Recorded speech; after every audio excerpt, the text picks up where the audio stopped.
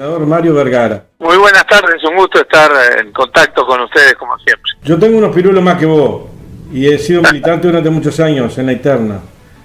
El otro día lo dije públicamente, te lo quiero repetir a ti. Che, qué cuadro, qué cuadro este Mario Vergara, ¿dónde estaba? Porque te vi en 2 o 3 entrevistas, pero muy bien. Te felicito y un baluarte para la izquierda uruguaya. Bueno, te agradezco mucho el concepto, pero era más o menos visible, no estaba tan escondido. No, estaba en el Ministerio de Economía y en esas cosas. Por lo menos en los trillos yo andaba, yo estaba en Secretariado Nacional y yo no te había visto. Pero era parte de un eje fundamental en la economía del país. Dicho sea de paso, ¿cómo viene la candidatura en la interna? Bueno, muy bien, trabajando, ¿verdad? Tenemos el privilegio de que Convocatoria Sereñista haya decidido que recayera en mi nombre la precandidatura de este espacio, que es un espacio de los más importantes dentro del Frente Amplio. Nosotros tenemos la convicción de que este es el proceso que más contribuye al triunfo del Frente Amplio en la elección nacional. Creemos que desde el espacio comunista, socialista, tendrá su precandidatura, el espacio del MPP tendrá su precandidatura y Convocatoria Sereñista también, y creemos que ese abanico es muy positivo para el Frente Amplio porque refleja las diversas sensibilidades que efectivamente tiene nuestra fuerza política. Así que estamos para fortalecer y equilibrar al Frente Amplio, estamos para potenciar la capacidad de diálogo que tiene el Frente Amplio con toda la sociedad, que ese va a ser el mecanismo que nos va a hacer, que nos va a llevar nuevamente al gobierno, el ir al diálogo, hablar con la gente, explicar cómo vemos este gobierno, cómo vemos el futuro, con mucha más humildad de la que tuvimos. Bueno, yo creo que el gobierno está perdiendo pie, sobre todo, bueno, a raíz de que van quedando al desnudo los impactos de las políticas regresivas y también por toda esta secuencia de hechos que nosotros calificamos de bochornosos, de escandalosos, la entrega del monopolio en el puerto, el envío del pasaporte a Marcet, las irregularidades en el Ministerio de Turismo, en el Ministerio de Vivienda, el caso Astesiano, con todas sus repercusiones, etcétera. Bueno, creemos que el gobierno ha ido perdiendo credibilidad en muchos aspectos y eso se muestra en una caída importante que ha tenido la aprobación del gobierno en el último año y medio, de unos 15 o 20 puntos según la empresa. De todas maneras, desde el punto de vista político-electoral, que digamos que el gobierno ha perdido pie, de ninguna manera estamos planteando que sea un gobierno derrotado, ¿verdad? Porque la contracara de eso no es pensar ni por asomo que el Frente Amplio tenga la elección ganada, ni mucho menos. ¿Qué es lo que le estás proponiendo a nombre de tu candidatura a los Frente Amplistas o al pueblo en general, a la ciudadanía, que tiene que votar en las internas? ¿Qué Frente Amplio y qué proyecto de Frente Amplio sería? Bueno, es un Frente Amplio, obviamente, que retome la senda de la representación y el diálogo de las grandes mayorías nacionales. En nuestro proceso de autocrítica dejamos en claro que nos habíamos alejado en alguna manera de la gente, que habíamos actuado con soberbia, con poca humildad, y eso nos costó caro. Creemos que el Frente se ha parado mejor en el último tiempo, con claro combate a las políticas regresivas del gobierno, con la denuncia firme de todos esos escándalos que hablábamos, pero no alcanza, porque así como decimos que el gobierno cae 15, 20 puntos en las encuestas, la contracara de eso no es que el Frente Amplio esté subiendo en esa magnitud, sino que está subiendo 3, 4, 5 puntos dependiendo de la encuestadora, lo cual muestra que la decepción o la molestia que pueda ir generando, la frustración que puede ir generando el gobierno, no se traduce automáticamente en apoyo al Frente Amplio. El Frente tiene que poner ideas sobre la mesa y lo estamos haciendo por la vía de la discusión de las bases programáticas y además tiene que, vuelvo a decir, ir al diálogo con toda la sociedad, con el vecino, la vecina, compañero de estudio, compañera de trabajo, el familiar, para discutir y conversar con humildad sobre esas ideas programáticas, sobre cómo vemos al gobierno, sobre cómo el futuro del gobierno va a tener que abordar temas, ¿verdad? Nosotros pensamos, por ejemplo, que hay algunos temas que van a tener que dialogarse mucho más de lo que se dialogaron en los gobiernos anteriores y en este gobierno. El tema de la seguridad, el delito, la penetración del narco en los barrios, es algo que no se va a resolver por parte de una administración de gobierno, de un partido en poco tiempo. Es algo que requiere una política de largo plazo, una política que incluya temas de prevención del delito, inteligencia, que incluya represión, sí, que es lo único en lo que se ha focalizado este gobierno, que obviamente no alcanza, pero también que vuelva a pensar en la rehabilitación, en el combate al lavado de activos, etcétera. O sea, discutir sobre esa base una política de mediano y largo plazo que atraviese las administraciones de gobierno me parece fundamental. Este es un tema muy complicado y muy caro para la sociedad uruguaya. Algo similar podemos decir para el tema educativo. Necesitamos realmente poner el sistema educativo poniendo proa a lo que es el mundo del trabajo que se nos viene, y eso requiere cambios, requiere un cambio de chip, digamos, en el terreno educativo, y lo mismo podríamos decir en un tema muy sensible que es la fragmentación social, ¿verdad?, que interactúa con todas estas cosas que estamos hablando y que tenemos que tener políticas mucho más consistentes y de mediano plazo para atacar eso que es realmente un flagelo y que hiere la sensibilidad y las preferencias de la sociedad uruguaya.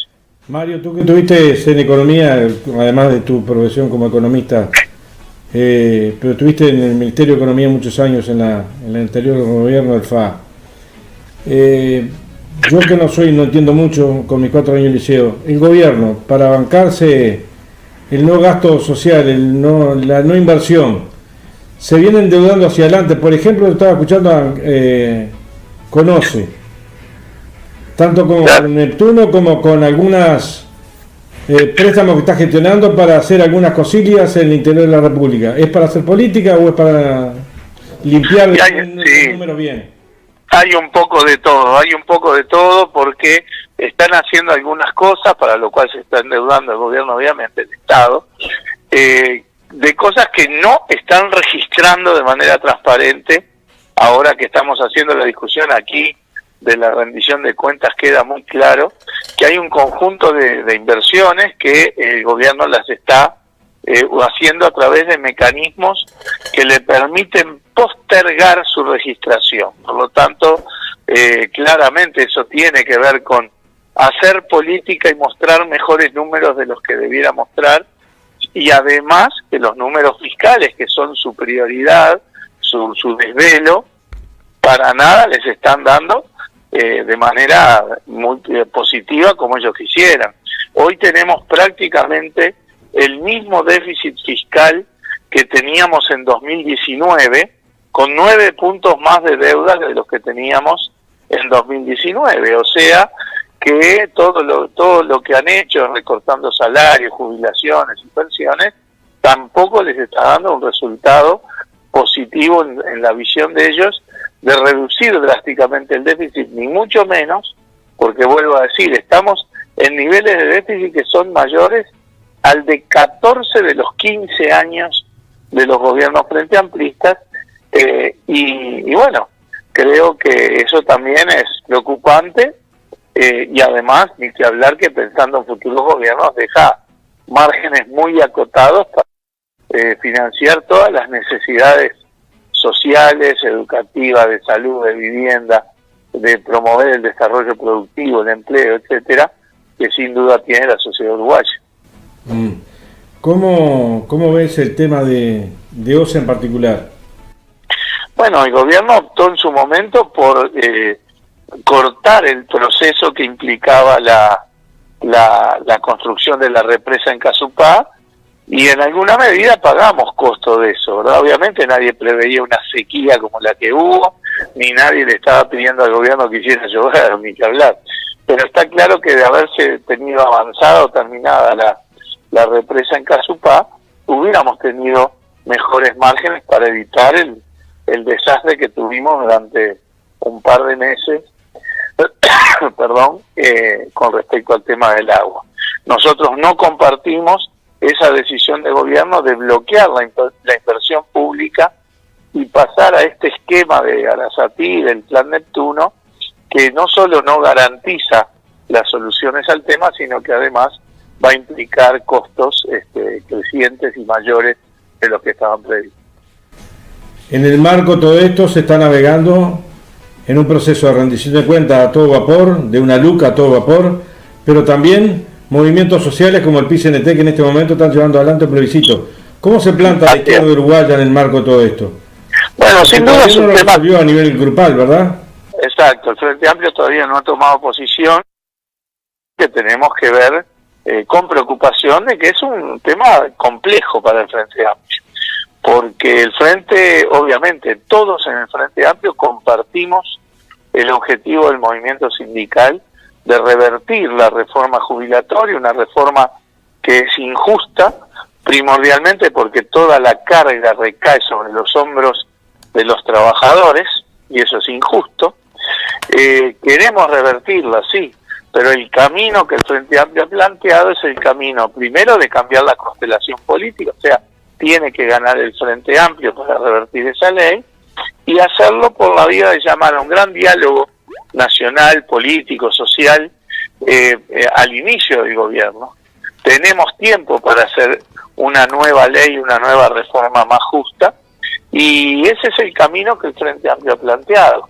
En paralelo, el PICNT, con una mayoría, ha planteado un plebiscito que no es una nueva reforma, que no es un nuevo sistema de seguridad social con todas sus características, sino que es querer colocar en la Constitución algunos aspectos puntuales: la edad mínima jubilatoria, la jubilación mínima, la eliminación de la AFAP y de los mecanismos de ahorro individual.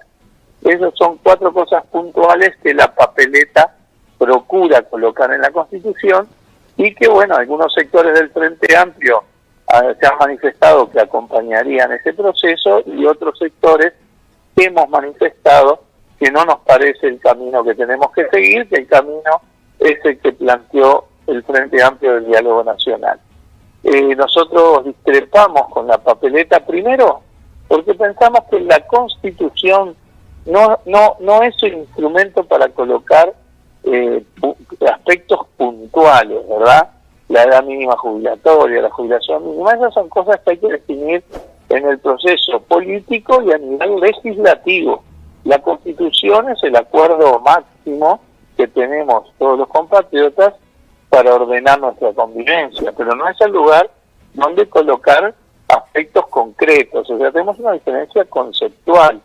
Lo mismo que digo para esto rige también para el otro plebiscito que hay en la vuelta, que es el de Cabildo Abierto, que poco menos plantea colocar la tasa de interés en la Constitución, una cosa que suena bastante disparatada. Entonces, primero tenemos una diferencia conceptual. En segundo lugar, también tenemos diferencias con una parte del contenido de la papeleta, la que elimina las cuentas personales, es decir, la plata que administran las AFAP, que es un montón de dinero, son 22.000 millones de dólares, la tercera parte del Producto Interno Bruto, es plata que está en cuentas individuales con nombre y apellido de 1,5 millones de trabajadores. O sea que es dinero que pertenece a los trabajadores con nombre y apellido. La papeleta plantea volcar todo ese dinero, eliminar las cuentas individuales, quitarle el nombre y apellido, digamos, y volcarla toda a un fondo común, a un fideicomiso que será administrado por algún ente estatal con fines jubilatorios, ¿verdad? Pero bueno, el tema es que nosotros no estamos de acuerdo en la eliminación de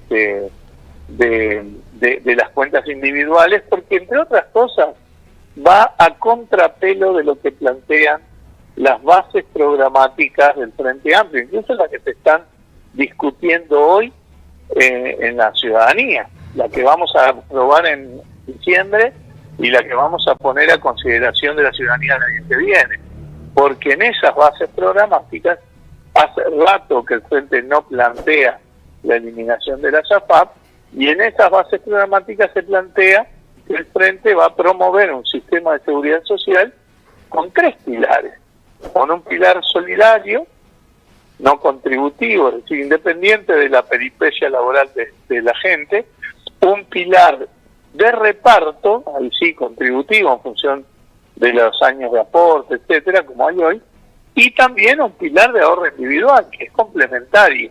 Nosotros somos contrarios al lucro en ese pilar, pero mantenemos ese pilar, mantenemos esa idea de de que haya cuentas con nombre y apellido de los trabajadores que operen como un mecanismo complementario de lo que va a ser la jubilación en el futuro.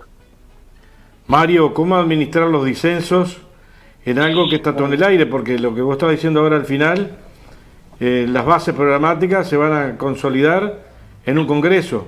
A su misma vez las candidaturas en un congreso y a su misma vez en el mes de diciembre, exacto. ¿Cómo mantener el equilibrio? Y bueno, es un desafío que tiene el Frente Amplio hoy. Una cosa importante es entender que las candidaturas y el programa se van a aprobar en Congreso en el mes de diciembre. Por lo tanto, este tema tiene que estar dirimido dentro del Frente Amplio antes del mes de diciembre. Está planteado hacer un plenario el mes próximo para justamente que el Frente tome el posicionamiento que entienda conveniente, en donde está claro que hay posturas diversas. Yo creo que sería saludable que el Frente Amplio reafirme que su camino es el del diálogo nacional y eventualmente pueda dar libertad de acción a aquellos sectores que entiendan que tienen que acompañar la juntada de firmas, ¿verdad? Es un tema complejo, delicado, no nos gusta a los frente amplistas tener este tipo de situaciones, pero bueno, son las responsabilidades que tenemos por ser la principal fuerza política del país, ¿verdad? Administrar los disensos, como bien decís tú, y bueno, yo aspiro a que lleguemos a un acuerdo en cuanto a cómo vamos a administrar este disenso en el próximo plenario el mes que viene. Por último y cerrando, ¿cómo viene la rendición de cuentas? Antes de eso, por favor, que se me quedaba algo muy importante. ¿Cómo llevas en tu espalda que está siendo seguramente fuiste y quizás puedas estar espiado? Tanto tú como Charles, que no es fácil en la vida familiar. No, tranquilo, uno sigue actuando normalmente, ¿verdad? Porque esto no nos va a condicionar ni la vida cotidiana, ni mucho menos nuestras responsabilidades políticas, porque el espionaje lo que buscaba era generar información para extorsionarnos, para apretarnos a Charles Carrera y a mí, para que no cumpliéramos nuestras labores, nuestras responsabilidades políticas como legisladores de la oposición. Querían que no metiéramos las narices en el acuerdo, en el negocio del puerto de Montevideo. Pero bueno, eso obviamente lo vamos a seguir haciendo porque es nuestra responsabilidad. Vemos con buenos ojos que la fiscal ha solicitado la formalización de este señor que operaba como intermediario entre quien pidió esta información con ese objetivo y Astesiano. Nosotros valoramos que el proceso judicial haga que estas cosas no queden totalmente impunes. Valoramos el medio vaso lleno, que es, se confirma en primer lugar el espionaje y en segundo lugar se solicita la formalización de esta otra persona. Astesiano ya está preso, pero también tenemos un poquito un sinsabor con el medio vaso vacío, que es el hecho de que como esta gente no colaboró, aún la Fiscalía no ha logrado detectar quiénes son los mandantes originales, los que realmente querían la información, los que realmente querían extorsionarnos, los que realmente querían que sacáramos nuestras narices del tema del puerto. Pero bueno, lo valoramos de todas maneras como positivo este paso que dio la fiscal y que aspiramos a que en la reunión, en la próxima audiencia en el juzgado, se confirme la formalización de esta persona. Mario, y cerrando, que tú estás en plena ejercicio de la labor parlamentaria. ¿Cómo viene el cierre de la rendición de cuentas desde tu punto de vista macroeconómico? Estamos terminando ahora la votación en la comisión. La semana que viene se va a votar ya definitivamente en el Senado una rendición de cuentas que realmente es bastante fome, como se decía antes, ¿verdad? No aparecen los recursos que se necesitan para cosas tan fundamentales: la educación, la salud, la vivienda, las ayudas sociales, ¿verdad? O sea, en ese sentido vuelve a ser un poco lo mismo de las anteriores, bastante decepcionante, y reitero, en un marco en donde ni siquiera el gobierno puede mostrar grandes resultados en el terreno fiscal, por lo que hablamos al principio de la entrevista, ¿verdad? Así que bueno, tendremos nuestro debate, nuestra discusión, pero está claro que el gobierno está lejos de estar cumpliendo lo que promete, está lejos de estar satisfaciendo incluso sus propios objetivos, y bueno, esa discusión política la vamos a tener sobre todo la semana que viene en el plenario del Senado. El Frente Amplio viene monolíticamente votando en conjunto. Sí, claro, sí, no, ni que hablar. Nosotros tenemos una excelente coordinación en la bancada aquí en el Senado, así como se tuvo en diputados, y en ese sentido hay claridad de nuestras posiciones, de cosas que compartimos y que apoyamos y cosas que no. Y bueno, eso, vuelvo a decir, se está reflejando ahora en la votación en la comisión y se reflejará en la votación del Senado la semana próxima. Mario, un minuto final. ¿Cómo está la situación económica para Uruguay, con el Mercosur, cómo está, y con los gobiernos aledaños que andan a la vuelta? Bueno, complicado, ¿verdad? Para empezar, la economía uruguaya ya lleva un año prácticamente casi estancada, diríamos, y la perspectiva de lo que queda del año no es muy buena. Va a ser una tasa de crecimiento muy, muy baja, si es que hay. Y después tenemos un problema muy serio en la frontera con Argentina, porque el impacto de lo que son las distorsiones de la economía argentina en la frontera, en primer lugar, pero se está ampliando a la economía uruguaya en general, por los temas del turismo, por los temas de que van 150.000 uruguayos por un fin de semana a la Argentina. Bueno, ni que hablar, que es muy preocupante, y que además todos creemos que es una situación que va a demorar en resolverse, gane quien gane la elección en Argentina.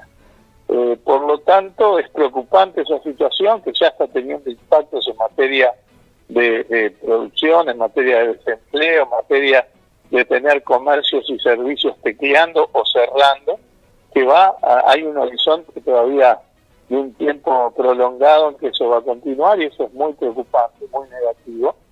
Y bueno, la situación económica en general tiene todos esos nubarrones hoy por hoy, y bueno, esperemos que puedan resolverse de mejor manera, con medidas más pensando en ser paliativos de esa situación, para que no siga cayendo, digamos, el empleo en la zona de frontera, para que no se sigan cerrando comercios, servicios, pequeñas empresas en esos departamentos que hoy por hoy son los que tienen las tasas de desempleo más altas de todo el país.